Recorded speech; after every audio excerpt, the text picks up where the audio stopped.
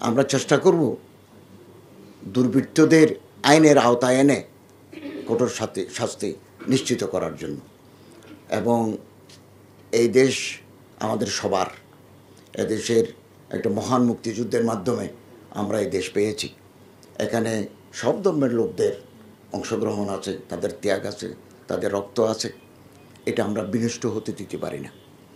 এবং এটা অসাম্প্রদায়িক দেশ, এবং এই অসাম্প্রদায়িক চেতনাটাকে আমাদেরকে লালন করতে হবে।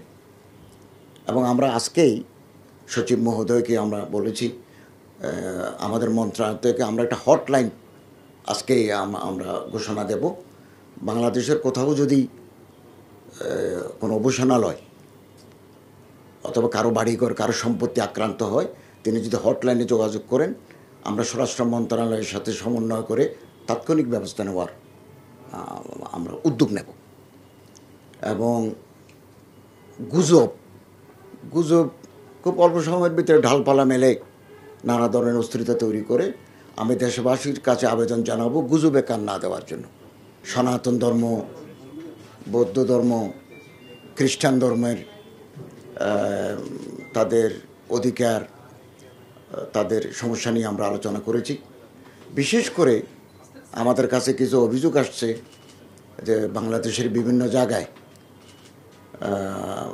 ধর্মীয় সংখ্যালঘুদের বাড়িঘর এবং উপাসনালয়ে আক্রমণ হয়েছে। আমরা এটা তীব্র নিন্দা জানাই। এবং সংখ্যালঘু সম্প্রদায়ের পাশে ধর্ম মন্ত্রণালয় সব সময় আছে, আগেও ছিল, এখনও আছে, আগামী দিনেও থাকবে।